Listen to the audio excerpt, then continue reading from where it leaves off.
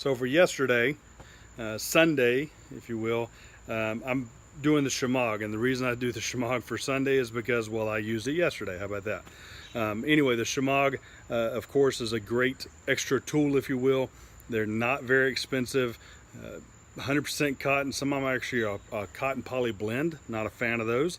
I want some that are 100% cotton. So every one of the ones I buy are 100% cotton. The reason being is because I can use them as char cloth if I need to in a situation. But what's the benefit of Shemagh?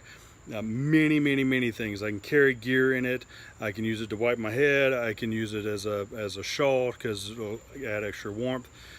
First aid, cleanliness, we'll go to that. So if by some chance you need to clean certain areas, you can do that.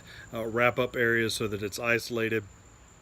Bind it to a stick if you had a splint or something of that nature.